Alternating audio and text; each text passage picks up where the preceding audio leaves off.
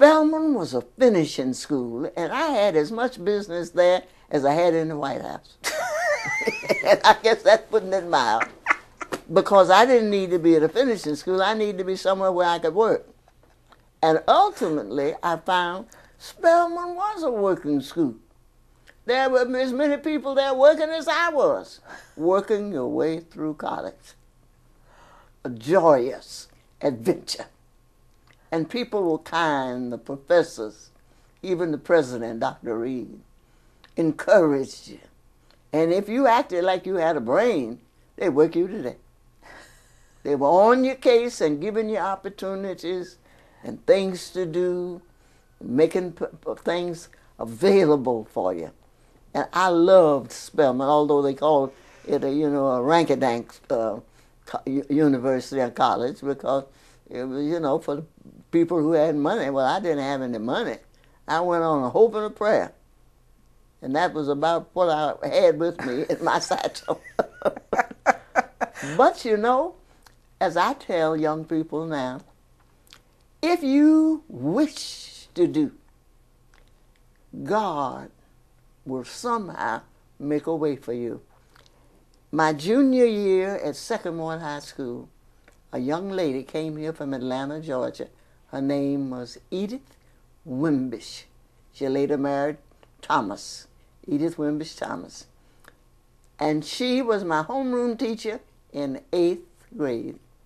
She took an interest in me. Teachers don't want to take interest because people might read the wrong element into it of some kind. But she took an interest in me. Grandma did her lingerie right down on East Hill Street where we lived there. And through that contact, she instilled in me, you must go to Spelman College. Now, we don't do that anymore. We don't talk a bit about this, and we don't push it and get the catalogs, but she did. She says, this is the college you have to go to, Dovey May.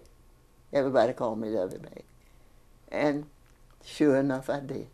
I was so excited I couldn't be nervous. To tell you the truth, I was excited. I was just excited. One, I had a little fear of going so far away from home. But I knew one person there, Edith Wimbish Thomas. And she had taught me at Sycamore in the 8th grade. And she had told me about the schools for women and for people, black people in Atlanta.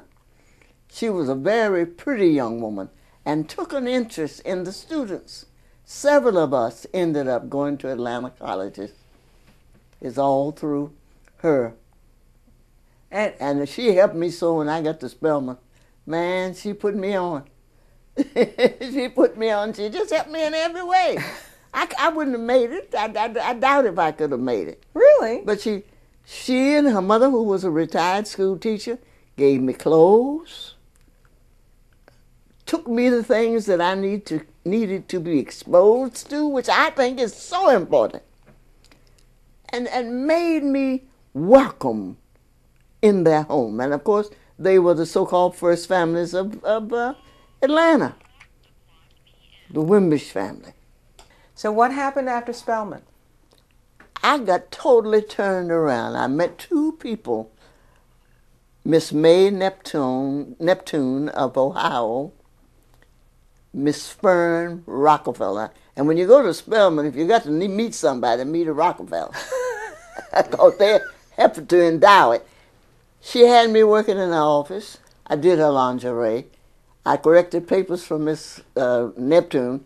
I didn't know very much about correcting papers, but she soon taught me.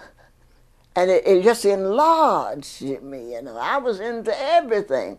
I had the best opportunity for doing research in the library. And when I got there, we had just opened up Atlanta University Library, so that was something. But it was like putting me in the briar patch. That's the best description I can give. It just fulfilled me. I could read everything. I had the prime seat for things. And Miss Rockefeller and Miss Neptune, my freshman college sponsor, just pushed me. They took an interest in me. That's what it was.